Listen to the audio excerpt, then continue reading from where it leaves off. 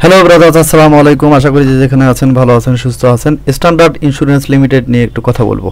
Insurance সেক্টরের আমি total 5টা শেয়ার বাছাই করছিলাম শর্টলিস্ট করার জন্য, যে আমাদের ইন্স্যুরেন্স সেক্টরটা যেহেতু সামনের দিকে মুভমেন্টে যাবে, সেটার উপলক্ষে আমি 5টা শেয়ার মোটামুটি শর্টলিস্ট করছিলাম। তার মধ্যে স্ট্যান্ডার্ড ইন্স্যুরেন্স একটা। কেন এটা শর্টলিস্টের জায়গা পেয়েছে সেই সম্পর্কে আমি আপনাদেরকে একটু জানানোর চেষ্টা করব। যারা ভিডিওটা শেষ পর্যন্ত ধৈর্য সহকারে দেখতে পারবেন, আশা করি আপনারা জানতে পারবেন। তো আমি প্রথমেই যদি ফান্ডামেন্টাল ইনফরমেশন নিয়ে কথা বলি, সেক্ষেত্রে ইন্স্যুরেন্স সেক্টরের এ ক্যাটাগরির একটা শেয়ার। এটার গত 52 সপ্তাহে এটা সর্বোচ্চ প্রাইস ছিল 61 টাকা, এবং আমাদের 52 সপ্তাহের যদি লো হিসাব করি সেক্ষেত্রে ছিল হলো 25 টাকা। এই শেয়ারের বর্তমান প্রাইস 35 টাকা 50 পয়সা। এটার পি রেশিও আমি যেগুলো সিলেক্ট করছিলাম তার মধ্যে সর্বনিম্ন 13.10 যে পি রেশিওটা, এটাকে আমরা খুব ভালো মানের একটা পি রেশিও হিসেবে কাউন্ট করতে পারি। এটার ইপিএস দেখতে পাচ্ছেন 2 টাকা 71 পয়সা, এবং নেট অ্যাসেট ভ্যালু এটা দেওয়া আছে 21 টাকা 6 পয়সা। তো এগুলা মোটামুটি আমরা যা দেখলাম তাতে আমাদের কাছে গ্রহণযোগ্য বলে মনে হয়েছে।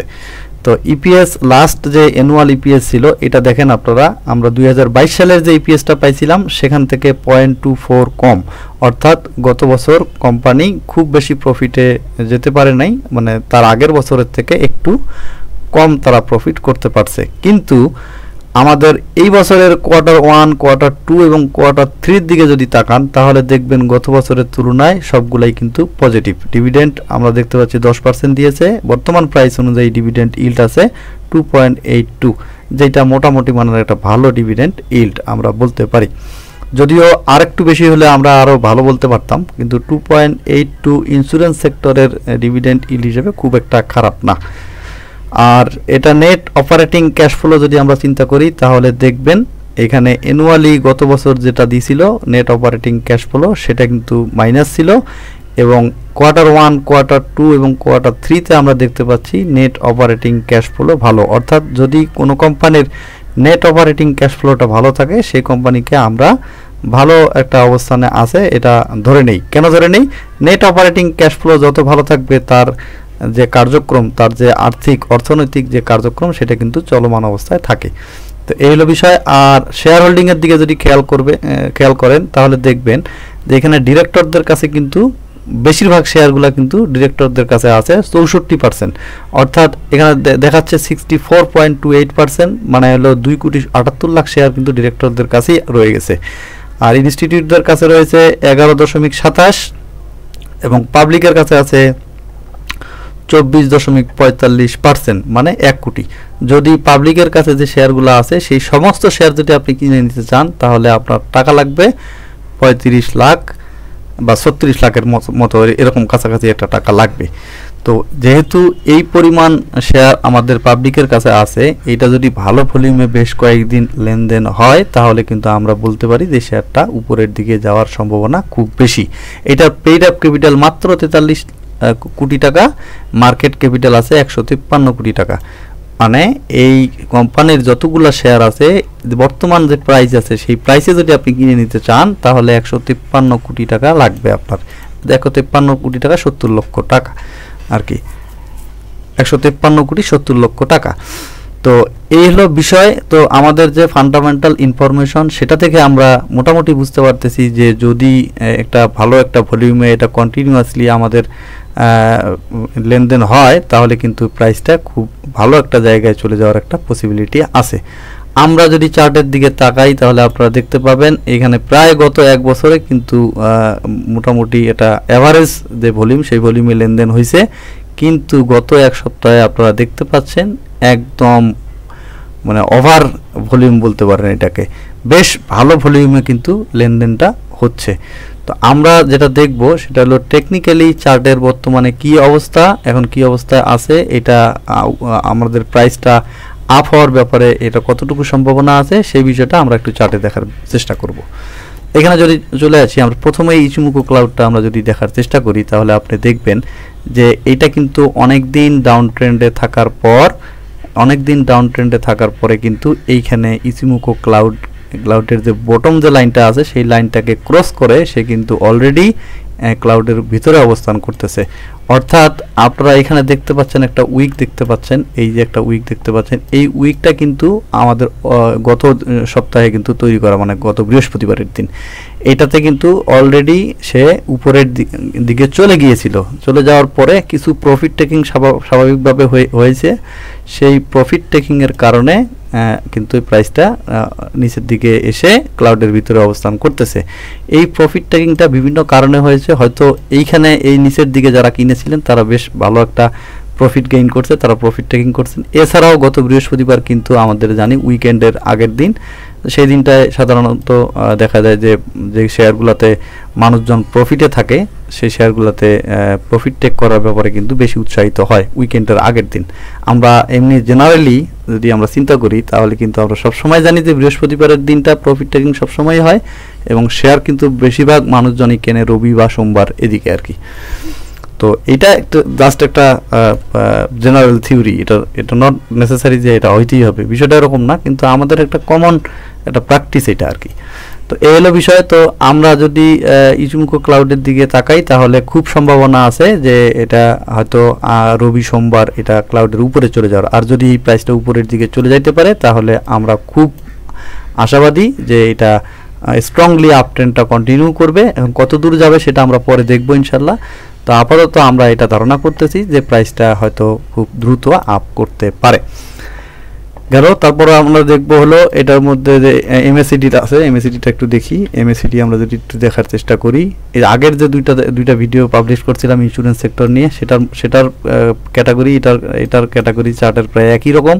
এখানে দেখতে পাচ্ছেন যে ফেড হয়ে গেছিলো এমএসিডির যে বারগুলা, সেগুলা ফেড হয়ে যাওয়ার পরে আবার নতুন করে দুইটা ডার্ক গ্রিন যে দুইটা বার দিয়েছে সে দুইটা কিন্তু আমাদেরকে নতুন করে আশার সঞ্চার করতেছে। হয়তো সামনের দিকে আরও এই ডার্ক গ্রিন যে বার সেটা হলো কন্টিনিউ করবে। তো যদি সেটা কন্টিনিউ করে তাহলে কিন্তু আমরা বেশ ভালো একটা প্রাইস এখান থেকে পাবো, অর্থাৎ এই শেয়ারটা আমাদেরকে সামনের দিকে হয়তো প্রফিট গেইন করাইতে পারে।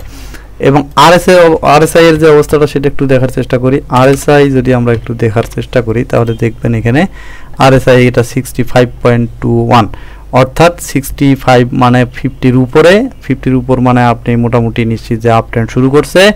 তো যখন এইটা 80-র কাছাকাছি চলে যাবে তখন আপনি চিন্তা করবেন যে এখন প্রাইস অ্যাকশনটা ভালো করে দেখতে হবে প্রফিট টেকিংয়ের ব্যাপারে। কিন্তু এইখানে বর্তমানে প্রফিট টেকিংয়ের কোনো ইস্যু নাই, এখানে যেগুলো হচ্ছে ছোটোখাটো প্রফিট টেকিং হবে এবং ট্রেন্ডটাকে হয়তো রিট্রেস করতে করতে উপরের দিকে যাবে। আপনারা জানেন কোনো শেয়ার যখন উপরের দিকে যায় তখন কিন্তু উপরের দিকে যায়, কিছু দূর নামে, আবার উপরে যায়, আবার কিছু নামে, এটার কিছু মেজারমেন্ট আছে। সমস্ত বিষয়গুলো আমি অন্যান্য ভিডিওতে আপনাদেরকে দেখাইছি যে ট্রেন্ডগুলো সাধারণত কিভাবে যায়। তো আমাদের কাছে মনে হয় যে এটা যদিও এখানে প্রফিট টেকিং কিছু হয়েছে, আরও দুই একটা ক্যান্ডেলে যদি প্রফিট টেকিং হয় সেটাতে কোনো অসুবিধার কিছু নাই। আমরা যেটা ধারণা করতেছি যে ট্রেন্ডটা ধরছে, এই ট্রেন্ডটা হয়তো খুব দ্রুত উপরের দিকে গিয়ে আমাদের একটা ভালো একটা গেইন দিয়ে তারপরে এই ট্রেন্ডটা শেষ করবে। তার আগে আমরা এখান থেকে হয়তো নিচের দিকে নামার খুব একটা বেশি সম্ভাবনা দেখতেছি না। তাহলে গেল আরএসআই দেখলাম এবং হলো এমএসিডি দেখলাম।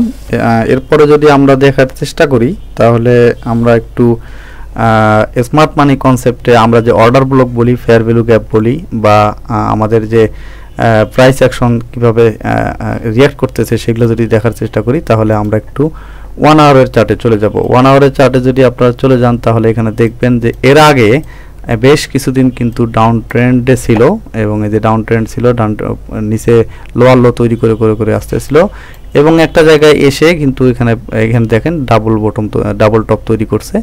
হ্যাঁ, এখানে সুন্দর একটা ডাবল টপ তৈরি করার পরে সে কিন্তু নিচের দিকে চলে আসছে।